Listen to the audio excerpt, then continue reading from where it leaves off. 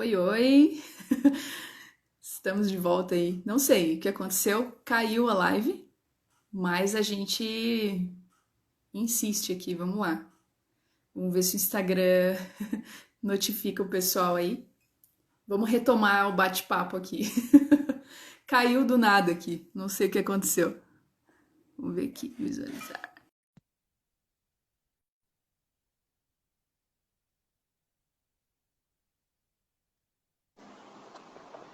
Oi, Ô, Guilherme. tudo bom, Vanessa? Você vê, o Mark Zuckerberg não quer a gente falando sobre beleza, entendeu? Pois Já é. podou aqui na metade, ele falou, ó, chega dessa conversa.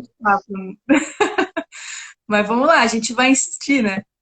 Ah, insiste, vai falando até sair, cara. Ele vai cortando e a gente volta, vai indo, tal. Já já eu viro Guilherme Freire 2, Guilherme Freire 3 e vou voltando, entendeu? Vamos lá. Não, vamos lá, vamos retomar aí. Eu estava pensando nessa questão agora de, não sei, percebo às vezes uma visão um pouco limitada dos pais sobre educação, né? Sobre educação Uhum. dos filhos e tal. Então, muitos pensam assim, tem esse pensamento assim de que é só criar os filhos, né? E deixar que os filhos descubram as coisas sozinhos, assim, pela vida, conforme eles vão crescendo, Deixa né? solto, né? Daí ele vai descobrindo o real, por conta própria. É, funciona muito isso. Então, qual que é o papel dos pais nessa questão assim da formação do imaginário? Qual que é o nosso papel É, essa, principal? essa formação do Tarzan não existe, certo? Se você largar o seu filho no meio dos gorilas, ele vai realmente. Ele não sobrevive 3 semanas, certo? Já não acontece aquilo. Então, essa coisa muito de largar o filho não é real. Por que não é real? Porque, embora, claro, que quem tem que aprender é a própria criança, e sim, a liberdade, a autonomia são coisas importantes, mas que liberdade? Porque se a liberdade não é formada, não é direcionada, ela é mal exercida. Então, as crianças, se não têm o conteúdo, se elas não sabem o caminho que elas têm que trilhar, elas não, simplesmente não vão desenvolver esse caminho. Então, os pais têm que dar o caminho do imaginário para as crianças trilharem. Senão, é que nem a Hannah Arendt fala na crise da educação. Você prende a criança no tal do mundo da criança, você priva ela de aprender sobre o mundo, né? Porque daí você fala, não, é o mundo da criança, então ela não vai aprender matemática, então ela não vai aprender música clássica, então ela não vai aprender a se elevar, porque é o mundo dela, mas esse mundo dela não existe. Então você vai ter, na verdade, uma pessoa que vai sendo formada, privada de saber lidar com o mundo mais amplo, com os desafios reais. Então o papel dos pais é imenso, porque os pais são aqueles que vão dar os sinais, dar o direcionamento para que a criança possa direcionar aquilo que o Platão fala em educação. Ele fala, aponta para o belo, certo? E aí a pessoa se converte em relação a esse belo. Ela faz a metanoia, a mudança de rumo, né? Então, pensa assim, as crianças naturalmente vão adquirindo rumos variados, né? Elas vão andando, se deixa ela solta, ela vai fazendo coisas para toda a direção. Quando o pai dá o direcionamento, a criança vira o olhar para aquela coisa bela, aprende a identificar ela e com o tempo começa a buscar aquilo por própria vontade, porque ela foi exposta ao bem. Se ela não foi exposta ao bem, ela não procura o bem porque ela não sabe onde ele está. É uma Sim. coisa clara. Por exemplo, minha filha, a Catarina, ela adora música clássica. Mas eu não adoro música clássica porque eu larguei ela e ela acordou um dia e falou: Nossa, eu amo música clássica. Isso não existe. Isso é coisa do Rousseau que acha isso. O Rousseau fala: Não dê educação religiosa, que a pessoa se vira e tal. Não, não se vira. Não existe isso. A pessoa não sabe o que é. O conhecimento da verdade é o que liberta de fato, não o fato de você largar as pessoas. Então, conhecer a verdade dá para a pessoa muito mais possibilidades de ser livre de fato, de poder entender as coisas de uma maneira mais madura, poder transitar, mudar a perspectiva. Se a pessoa não tem acesso à verdade, ela fica muito limitada. Então, você precisa passar o conteúdo sim para as crianças, precisa expor elas a coisas belas, frequentemente, e precisa direcionar as ações delas. Não é controlar, não é matar a espontaneidade. Uhum. Existe um grande gap entre você matar a espontaneidade e apresentar o bem, apresentar o belo e tudo. Apresentar o belo não é matar a espontaneidade, é justamente fomentar essa criatividade, essa espontaneidade da melhor maneira. Crianças que convivem... Esse é um erro, gente. O pessoal acha que o Mozart era um menino simplesmente que acordou um dia e daí, agora está aqui a sinfonia. De fato, ele era muito brilhante, conseguia fazer sinfonias com muita facilidade, mas ele teve que estudar muitas outras sinfonias e ouvir muita música clássica e aprender a escrever a partitura e aprender sobre os instrumentos. Então, se o Mozart não soubesse toda essa bagagem de música clássica que ele tinha, ele não conseguiria compor. Então, a própria a noção de que a pessoa consegue criar sem bagagem não existe. A criatividade depende do conteúdo, da formação. Sim, exatamente. E a gente tem, de certa forma, não sei, essa coisa assim de, às vezes, querer transformar o nosso filho num adultinho, assim, né, entre aspas, né? Sim, Porque sim, sim. parece que tem aquele orgulho, assim, de, porque o meu filho sabe mexer no celular, porque o meu filho sabe mexer no computador, porque o meu filho sabe Como se isso responder. fosse coisa de adulto, né? Pelo amor de Deus. O Né? E conceito de pergunta, adulto também é muito deturpado, né? O pois é. Chesterton falava, eu passei os anos e eu deixei de acreditar na política pragmática e voltei a acreditar nos contos de fada. Eu estou nessa fase também. Já parei de acreditar na política pragmática e acredito nos contos de fada. Eu acho que isso é muito mais adulto do que esses negócios. Ficar o dia no celular não é muito adulto. Se não outra coisa, é algo infantil, né? Exato. Mas parece que tem um orgulho, assim, né? O meu filho conseguiu responder uma pergunta complexa, nossa, uma criança, assim, mas, Uhum. né? E tem isso, sim, né? E com isso a gente pode acabar entrando numa, assim, de querer estimular demais, né, as crianças, quando, na verdade, o que precisa é desacelerar, né? Porque a gente vive já naturalmente num mundo muito acelerado, né? Uhum. E a criança, ela está envolvida nisso tudo, ou a criança que está envolvida nisso tudo, ela perde essa capacidade, né, de ver um pôr do sol, de ver o olhar da mãe dela olhando para ela, perde esses Uhum. detalhes assim, do dia a dia, né?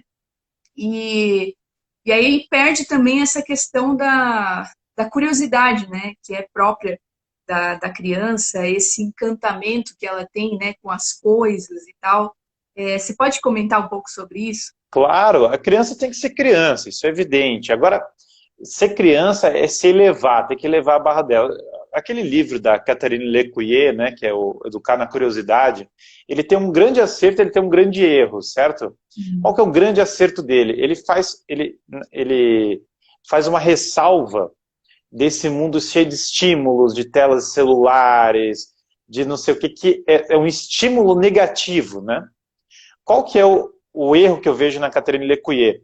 Na crítica acertada dela ao estímulo negativo, às vezes passa uma impressão como se o estímulo, né, fosse aí é que ela chama do Baby Einstein, né? O Baby Einstein é ruim e tal, é o Uhum. Baby Einstein, vai entupir a criança de estímulo. E veja, eu proporia que existe um estímulo, entre aspas, do Baby Einstein, certo? Mas, Sim. mas é um estímulo que não é artificial, que não é forçado e que não é esse mesmo estímulo, certo? De ficar toda hora pegando a criança e fazendo exercício de...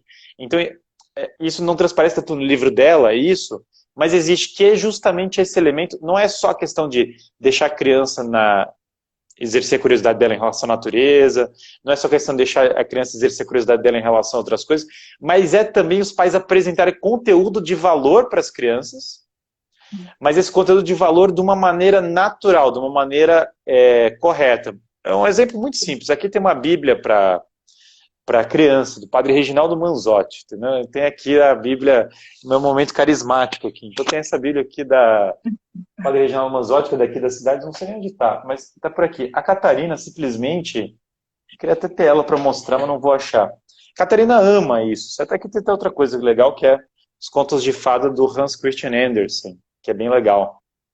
É bem bacana. Está em inglês, mas tem isso. Então, a gente às vezes nivela as crianças um pouco por baixo. Não, meu filho, Uhum. ele é muito pequeno para isso. E aí, essa inversão muito peculiar.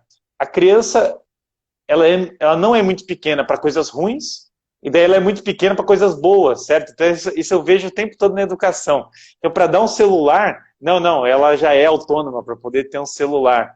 E aí para aprender literatura, para aprender geometria, ela é muito pequena. Então eu diria que mais do que a questão de é bom estimular, é bom não estimular, é bom ser mais, não sei o que e tal. Eu acho que a principal pergunta é qual estímulo?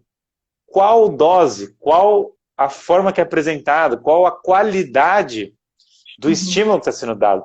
E o estímulo de alta qualidade, ele é natural, ele não é forçado, né? Então, a resposta que eu daria a essa, educar na curiosidade é sim, existe o problema do Baby Einstein, sim, mas existe um outro problema que é o seguinte, sem também o estímulo e expor a criança à música clássica e buscar que a criança seja brilhante, também a criança fica limitada. E qual é a melhor maneira?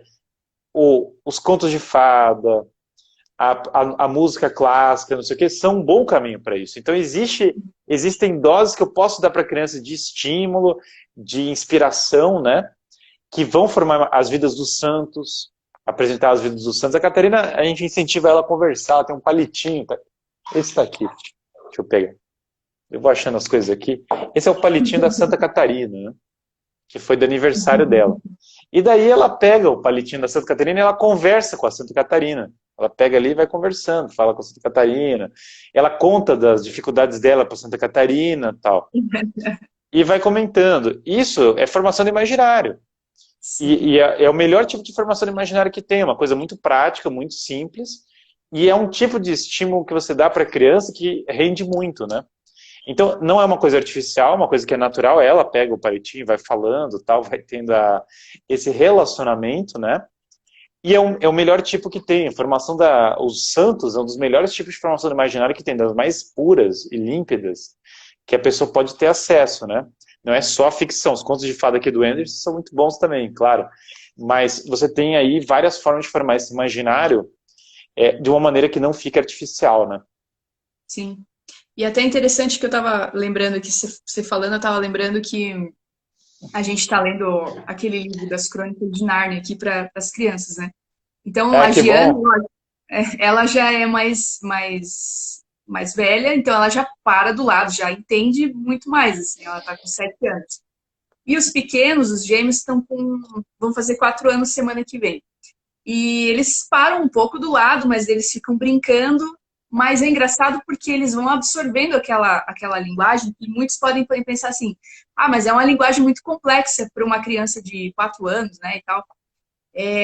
Mas aí foi engraçado porque outro dia a gente estava na mesa jantando e o Bernardo falou uma expressão assim muito em português muito certinho, assim, eu não lembro exatamente como que foi, mas eu e meu esposo a gente só se olhou assim, né, pessoal, isso é fruto das leituras, né?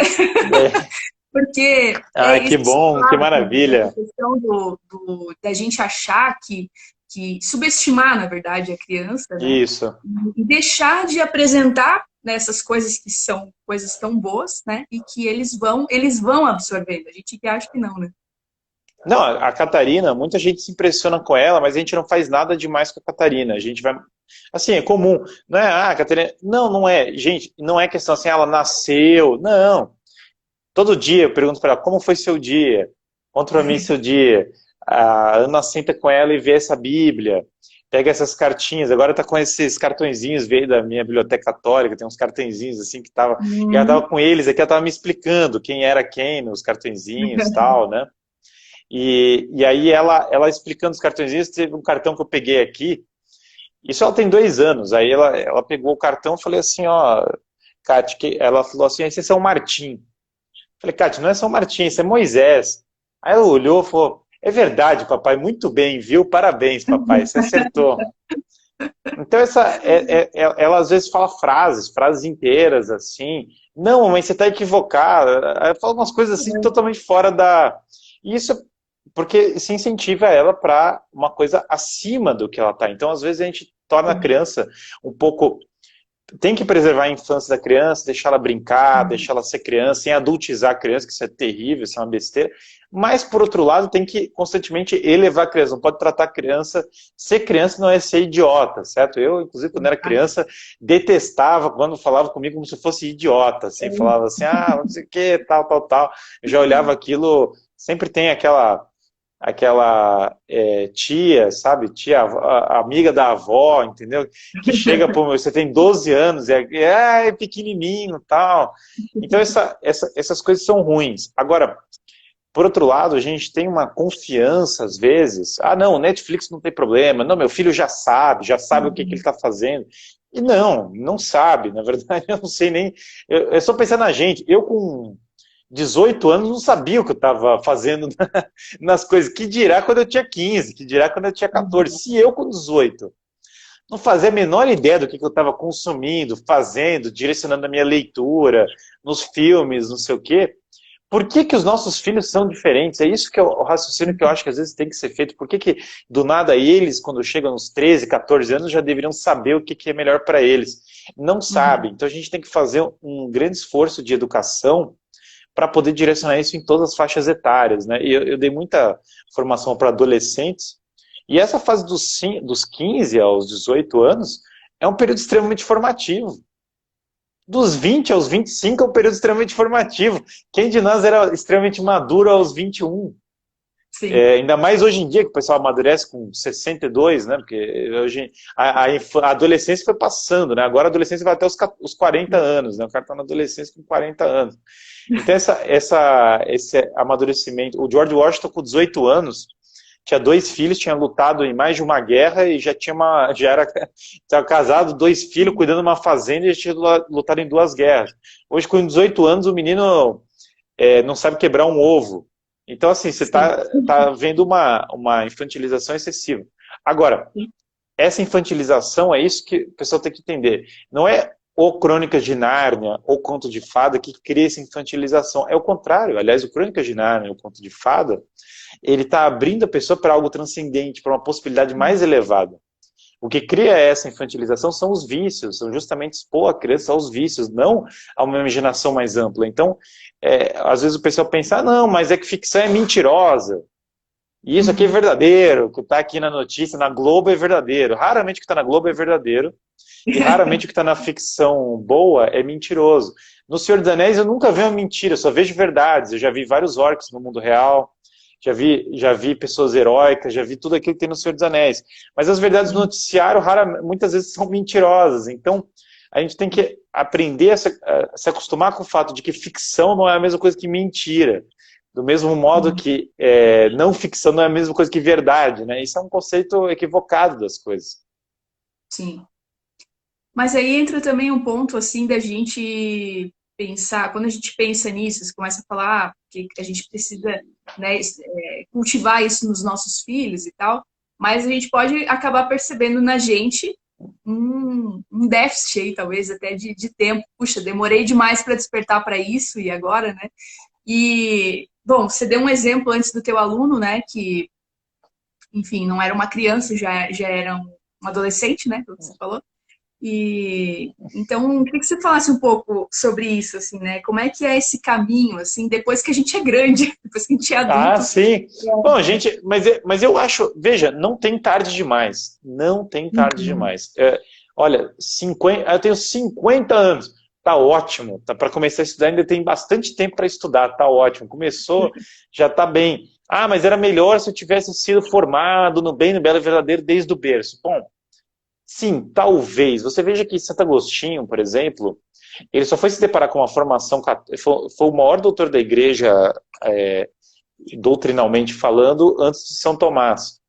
E ele só foi receber uma formação católica muito tardiamente. Ele já tinha um filho que ele teve fora do casamento, uma coisa toda mal construída, já tinha passado toda a doideira, já era mais velho, já estava assim naquele período tal, tentando se encontrar, e virou um dos maiores doutores da igreja, e isso numa fase bem posterior da vida dele. Você vê vários outros também que tardiamente, teve Santo Afonso Rodrigues, lá para casa dos 40, foi virar jesuíta e formou os apóstolos que converteram gente no Brasil, na Colômbia, em vários lugares, sendo porteiro dos jesuítas. Então, depois dos 40, virou jesuíta, virou porteiro e começou a formar várias pessoas. Até que a gente tem o livro do Cavaleiro de Graça, era um boêmio lá na Espanha que se converteu e começou a promover imóveis, né, para ajudar a igreja e tal. Enfim, tem várias histórias de pessoas que se encontraram na educação, na vida, em tudo, numa fase mais tardia. Então, a idade um pouco mais avançada não é uma desculpa para não começar, é mais a qualidade do caminho do que o tempo percorrido. Se a pessoa busca um caminho com muita qualidade, mesmo que comece mais tarde, tem muito tempo para isso, né? Eu montei um guia de estudos que é destinado para adultos. Basicamente, quem quiser procurar lá no meu site tem, guilhermefreire.net, tem lá um guia de estudos gratuito, que tem indicações de livros e tal. E tem lá livros de educação também. Aqueles livros lá eu montei para adultos, e normalmente adultos, muitas vezes, que não tiveram acesso numa universidade, em outros lugares, àquelas obras. Então, às vezes ali eu estou pensando em pessoas que já passaram uma faculdade, estão tendo às vezes o primeiro filho, o segundo, ou que ainda estão para casar, mas que passaram já a formação universitária, que ainda estão procurando o caminho para viver uma vida intelectual, para se aprofundar na educação. Então eu acho isso totalmente normal, acho natural, dado o estado de formação atual, e acho que a pessoa não tem que desanimar por causa disso. Pelo contrário, tem que se alegrar por estar vislumbrando um caminho de educação e começar a trilhá-lo. Então, veja, uma pessoa que começa a estudar 2 horas todo dia, em 3, 4 anos, ela vai ter uma carga de leitura maior do que a grandíssima maioria dos brasileiros. Sim, Em sim. 3 anos lendo todo dia. Então, você tem 40, com 43 você já vai ter uma carga de leitura maior que os brasileiros. Você começou tarde, mas você já está numa carga melhor. Ah, era melhor se você tivesse começado com 12 anos. Bom, era melhor, mas já que não é o caso, mesmo assim você vai ver que a constância é muito mais valiosa do que simplesmente o começar cedo, né? Sim, sim. A gente se depara com isso, assim, né? De, puxa vida, e esse ponto da constância, por exemplo, né? Porque às vezes a gente não tem isso trabalhado e acaba desistindo sei lá, pelos nossos vícios aí, mas também por às vezes buscar alguma coisa talvez muito complexa. Esse guia que você falou aí talvez seja uma boa indicação. Eu já baixei, tá? Ah, que bom. E acho que o Emanuel também baixou, se eu não me engano. A capa é E bonita, né? Eu me esforcei para que a capa fosse bonita, gente, porque tem que ser belo o negócio. É o livro de Kells, é maravilhoso. então é legal ter esse caminho assim do que você começar do nada, né? Eu queria, né? O nosso tempo tá dando aí, terminando o tempo estipulado que seria de 1 hora, né? Uhum. Mas para finalizar, justamente você indicando assim, tanto para gente como adulto.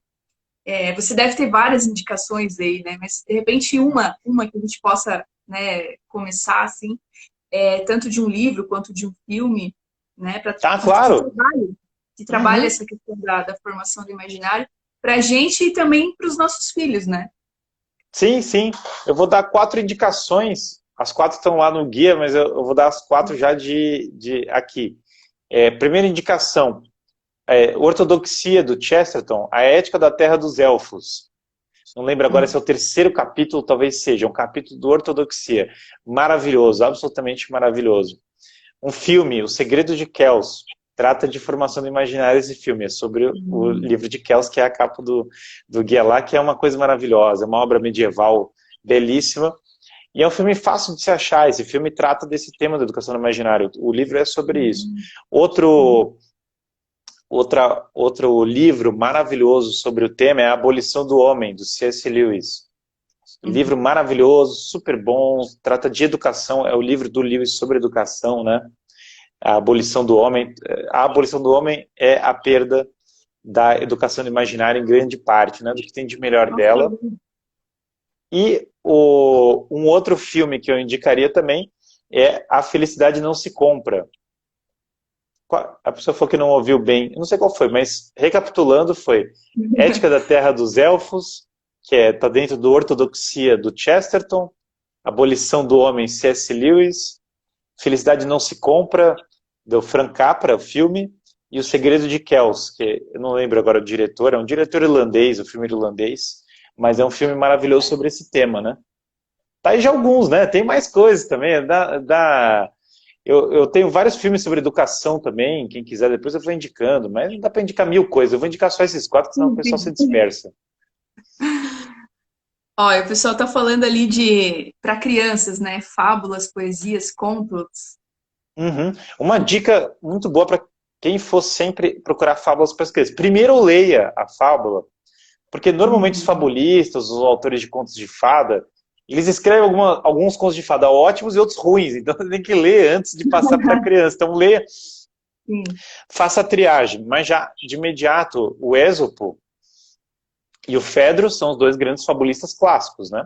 Muitas dessas Uhum. fábulas não são tão próprias para crianças, mas são o Fedro é romano e o Ésopo é grego, né? Mas são dois clássicos maravilhosos, dentro deles tem algumas fábulas maravilhosas. O Anderson tem alguns contos de fada muito legais também, que ele compilou, né? O Tolkien tem também negócio de contos de fada, história do Tom Bombadil e tal, que é bem legal para criança. E, enfim, tem bastante coisa, mas esses já são alguns Uhum. também, né? Poesia É, daí já é outra, aí já tem mais um monte, aí já é outra monte de indicação também e tal. Gente, não acaba, eu tô pedindo aqui, eu vou falando, mas não acaba nunca. porque até uma coisa que chegou numas perguntas ali no meu Instagram foi isso, essa questão do critério, né? Como a gente ter esse critério para isso que você falou, porque não dá para você simplesmente pegar e sair lendo assim qualquer coisa, né? Mas como ter esse critério, né? Para saber se aquilo é válido ou não para passar para os nossos filhos e tal. Ah, primeira coisa, ler e utilizar o seu juízo.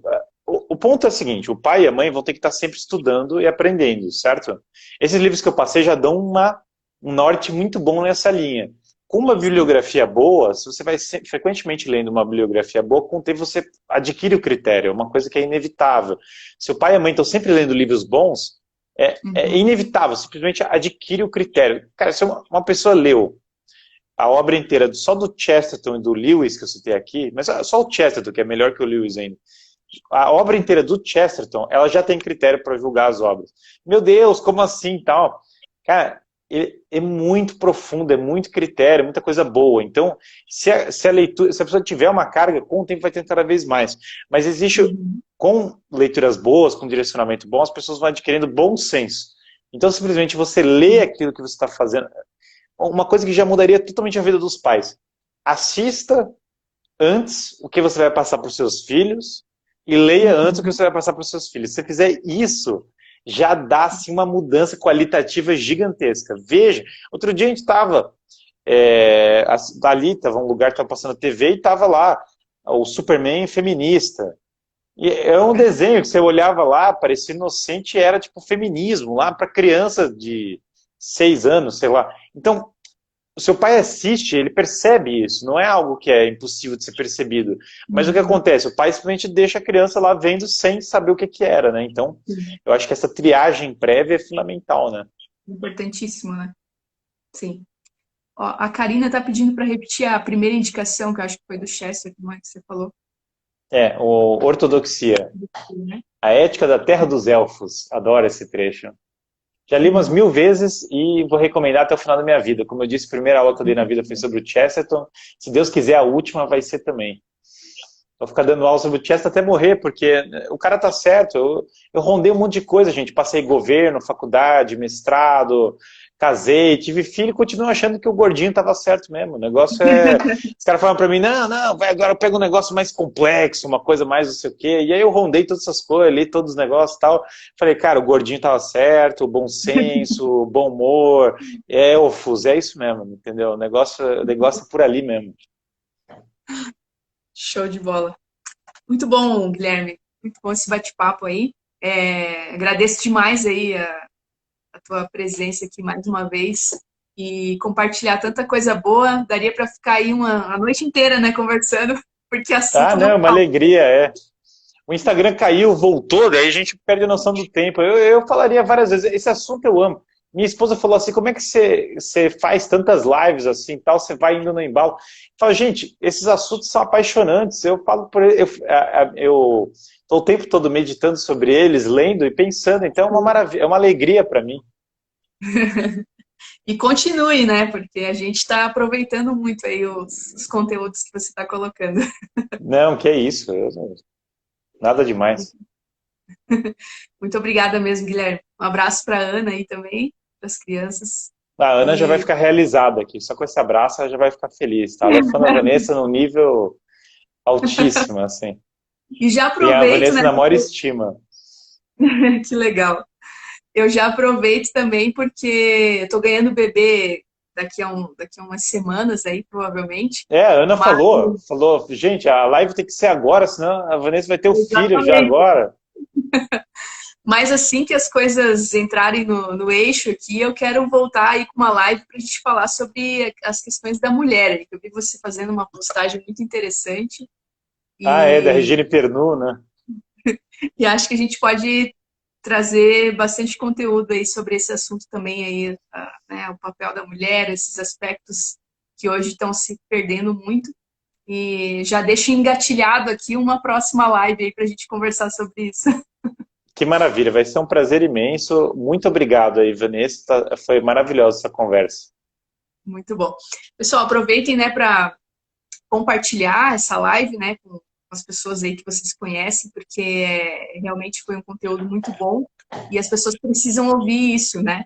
Então compartilhem, né, façam um print da tela aí, compartilhem, marquem a gente, né, sigam o Guilherme, quem não me segue também pode me seguir e a gente vai continuando o nosso trabalho aí, né, Guilherme?